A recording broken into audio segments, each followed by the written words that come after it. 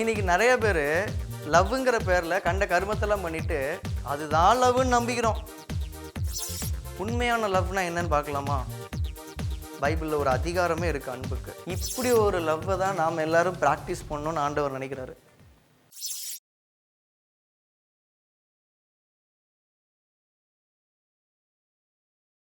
Welcome back to the class room. We are dealing with premarital relationships. வாங்க தொடர்ந்து படிப்போம். எல்லோரும் எப்படி இருக்கீங்க? நல்லா இருக்கீங்களா? ரொம்ப இன்ட்ரெஸ்டிங்காக நிறையா படிச்சுட்டு இருக்கிறோம். தொடர்ந்து இன்றைக்கும் சூப்பரான ஒரு சப்ஜெக்ட் படிக்க போகிறோம். சரியா அண்ணா? ஒரு கொஸ்டின். என்னம்மா? நீங்கள் போன கிளாஸில் சொன்ன மாதிரி 1 கொரிந்தியர் 13 படி லவ் பண்ணி கமிட் ஆனால் தப்பு இல்லையா? உன் வயசு என்னம்மா? 23க்கு கீழேயா மேலேயா?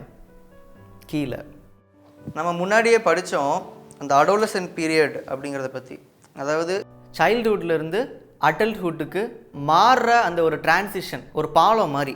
ஜஸ்ட் லைக் தட் அப்படி மாறிட முடியாது. ஸோ மாறுறதுக்கு ஒரு 10 வருஷம் கிட்ட தேவைப்படுது. அந்த 10 வருஷம்தான் இந்த அடோலசன்ட் பீரியட்னு நம்ம சொல்கிறோம். இந்த டைமில் நம்ம மைண்டு ஸ்டேபிளாக இருக்காது. ஸோ ப்ராப்பராக ஒரு டிசிஷன் எடுக்கணும், கமிட் ஆகி ஒரு ரிலேஷன்ஷிப்குள்ளே போகணும்.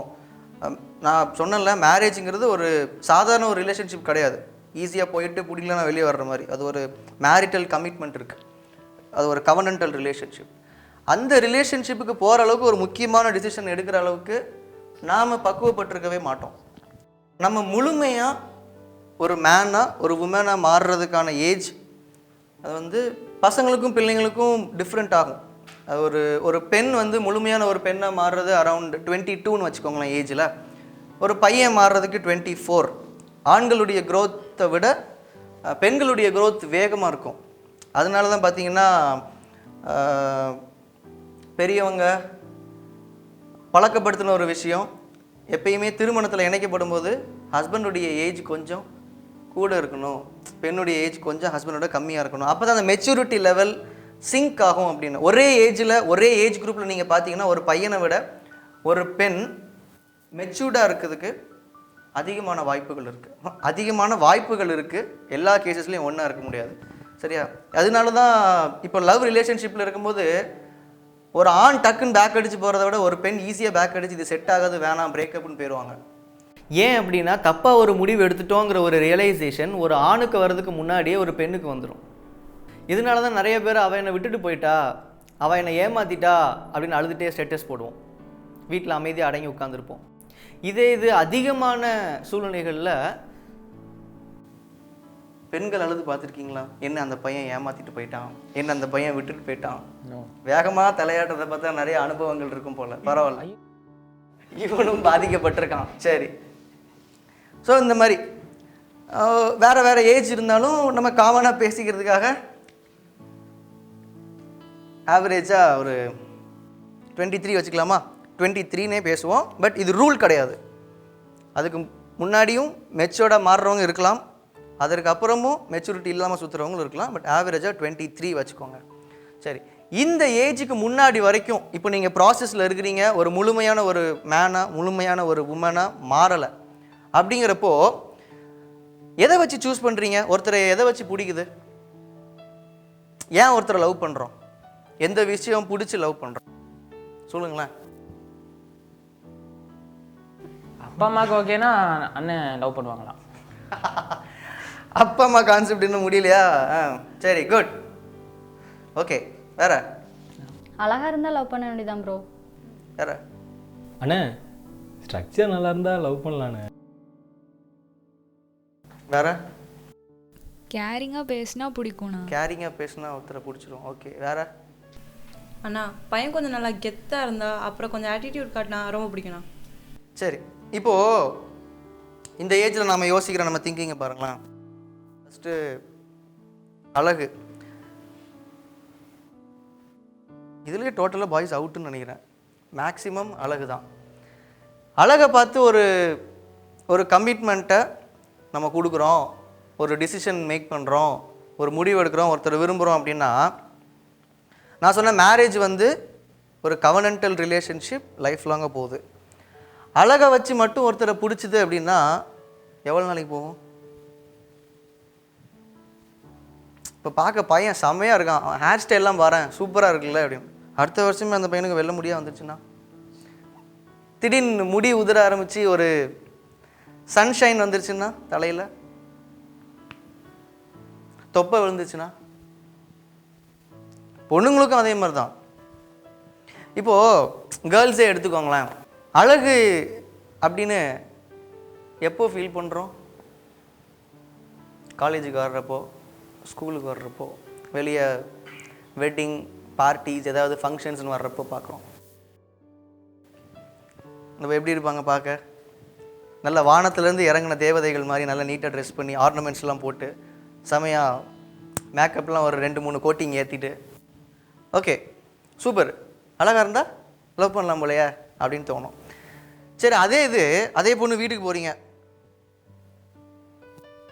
ஒரு லீவ் அன்னைக்கு, காலேஜில் லீவு, நல்ல தலைவலியே எண்ணெயை தேய்ச்சி மூஞ்சி வலியே வடியை வச்சுட்டு சூப்பராக ஒரு கொண்டையை போட்டுட்டு உங்கள் முன்னாடி வந்து நின்னா எப்படி இருக்கும்? அப்பயும் அதே மாதிரி வாவ் வாட் அ பியூட்டி அப்படின்னு ரசிப்பீங்களா? ஒன்று யோசிச்சிருக்கீங்களா? நம்ம கல்யாணம் பண்ணிக்க போகிற பார்ட்னரை அப்படி சூப்பராக ஒரு ட்ரெஸ்டப்பாக அப்படி ஒரு இமேஜில் பார்க்குறத விட அதிகமாக அந்த மாதிரி தான் பார்க்க போகிறோம். எப்போ நீட்டாக அப்படி ட்ரெஸ்டப்பாக இருப்பாங்க, வெளியே எங்கேயாவது போகிறப்போ மற்றவங்கலாம் பார்ப்பாங்க நீட்டாக இருக்கணும்.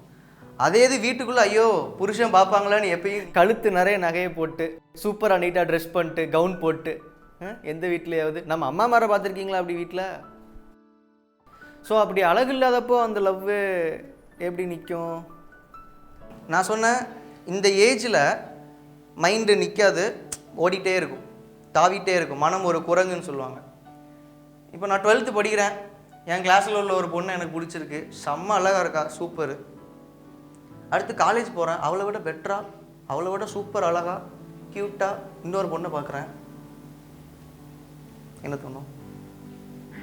இல்லை அந்த பொண்ணு என்னை விட பெட்டரான ஒரு பர்சன், ஒருவேளை அழகை வச்சு நீங்கள் லவ் பண்ணுறீங்க அப்படின்னா இதை விட பெட்டரான ஒரு பர்சனை பார்க்குறப்போ டக்குன்னு தாவி தாவி தாவி இதுக்கு பேர் லவ்வா? சார் நம்ம டிசிஷன் மேக்கிங் ஸ்கில்ஸை பாருங்கள், அந்த ஏஜில் அவ்வளோதான் யோசிக்கிறோம். ஸ்ட்ரக்சர் பசங்களுக்கும் சரி பொண்ணுங்களுக்கும் சரி, எவ்வளோ நாளைக்கு எந்த பெண்களை எடுத்துக்கிட்டாலும் குழந்தை பெற்றதுக்கப்புறம் சுத்தமாக போயிடும். அதுக்கப்புறம் உட்காந்து யாரும் உட்காந்து ஒர்க் அவுட் பண்ணிட்டுலாம் இருக்க மாட்டாங்க வீட்டில். நம்ம அம்மா மாரை பார்க்குறீங்கல்ல, அவங்க காலேஜ் படிக்கும்போது அவங்க வாலிபனாக அந்த டைமில் இருந்த அந்த ஸ்ட்ரக்சராக இப்போ இருக்குது. அப்போது அந்த டைமில் பசங்களுக்கும் அதே மாதிரி தான். வா இவன் நல்லா ஹைட் அண்ட் வெயிட்டாக இருக்கான், 6 பேக் வச்சுருக்கான், லவ் பண்ணுறீங்க. எக்ஸசைஸ் பண்ணுறது விட்டான், என்ன பண்ணுவீங்க? நல்லா எக்ஸசைஸ் பண்ணிட்டு டக்குன்னு விட்டால் தொப்பை போடும். இப்போ 6 பேக்கும் சிங்கிள் பேக் ஆயிடுச்சு, என்ன பண்ணலாம்? நல்ல கேரிங்காக பேசினா லவ் பண்ணலாம் அப்படிங்கிறீங்க. இதையே சான்ஸாக எடுத்துக்கிட்டு எத்தனை பேர் உங்கள்ட்ட கேரிங் அப்ரோச் பண்ணுவாங்க? சாப்பிட்டியான்னு கேட்பான், ஏன் ரொம்ப டல்லாக இருக்கிற, நீ சிரிச்சா அழகாக இருப்ப தெரியுமா? அப்போ நமக்கு எப்படி தோணும்? வாவ், நம்மளை பார்த்து ஒருத்தர் இப்படி சொல்லிட்டாரே அப்படி. இதையே 1000 தடவை உன் தங்கச்சி ஒன்றை சொல்லியிருப்பாங்க, உங்கள் அம்மா ஒன்றை சொல்லியிருப்பாங்க. அப்போல்லாம் தோணாத ஒரு விஷயம், இதே வார்த்தையை அவன் எத்தனை பேர்கிட்ட கேட்டான்னு யாருக்கு தெரியும்? ஸோ இதை நிறைய பேர் யூஸ் பண்ணிக்க வாய்ப்பு இருக்குது. இதை வச்சு நம்ம டிசைட் பண்ண முடியாது. இதெல்லாமே ஃபேக்மா. ஒருத்தரை இந்த ஏஜில் மடக்கிறது ஈஸி. அடோலசன்ட் பீரியடில் இருக்கிற ஒரு ஆணையோ ஒரு பெண்ணையோ, ஆணை பொறுத்தவரை நீங்கள் அழகாக இருந்தீங்கன்னா போதும் ஃப்ளாட்டு, ஒரு ஹாய்னு ஒரு மெசேஜ் அனுப்பினீங்கனாலே ஃப்ளாட்டு. ஆனால் ஒரு பொண்ணை பொறுத்தவரை நீங்கள் கொஞ்சம் கேரிங்காக பேசுகிறீங்க, அவங்க விருப்பப்படுற மாதிரி இருக்கிறீங்க அப்படின்னா ஈஸியாக ஏமாற்றிடலாம். ஃபேக்காக நீங்கள் இல்லாத ஒரு விஷயத்த கூட இருக்கிற மாதிரி காமிச்சு அவங்கள ஏமாற்றிடலாம். ஆட்டிடியூட் காமிச்சா நல்லா அப்படி கெத்தாக இருந்தால் பிடிக்கும். சரி, இது கல்யாணத்துக்கு அப்புறம் கெத்தாக இருந்தால், கல்யாணத்துக்கு அப்புறம் உங்ககிட்ட ஆட்டிடியூட் காமிச்சா ஒத்துக்க மாட்டோம்ல. நீங்கள் ரொம்ப ஒரு பாசத்தில் பேச போகிறீங்க, அவன் ஆட்டிடியூட் காமிச்சிட்டு சீன் காமிச்சிட்டு அவன் பாடு வெளியே எங்கேயாவது போயிட்டான்னா அப்போ மேரேஜுக்கு முன்னாடி இந்த மாதிரி கெத்தாக இருக்கிறவங்க ஆட்டிடியூட் காட்டுறவங்கள பிடிக்குது, அதே ஆள் அதுக்கப்புறம் அப்படி இருந்தால் கஷ்டம். ஸோ நம்மளுடைய இந்த திங்கிங் லெவலில் பாருங்கள் எப்படி திங்க் பண்ணுறோம் அப்படி. எல்லாருமே தான், நீங்கள் நான் எல்லாருமே. ஸோ நம்ம டிசைட் பண்ணுறதுல ரொம்ப கேர்ஃபுல்லாக இருக்கணும். இந்த ஏஜில் தயவு செய்து டிசைட் பண்ணாதீங்க, கமிட்மெண்ட் கொடுக்கவே கொடுக்காதீங்க, யாராக இருந்தாலும் எப்படிப்பட்டவங்களா இருந்தாலும். ஏன்னா இந்த ஏஜில் இன்னொருத்தரை அட்ராக்ட் பண்ணணும், இன்னொருத்தரை மடக்கணும் அப்படிங்கிறதுக்காக அதிகமான பேர் ஃபேக்காக தான் பழகி ஆகணும். ஒருத்தரை பிடிச்சிருக்குன்னா போய் போய் பேசுவோம், போய் போய் கேரை காட்டுவோம், நாமளே ஸ்டெப் எடுத்து நிறைய பண்ணுவோம். ஃபேக், எல்லாமே ஃபேக். ஜெனுவினாக ஒருத்தவங்களுக்கு அடஸ்டான்னு வைங்களேன், யூ ஆர் ரியலி பிளெஸட்மா.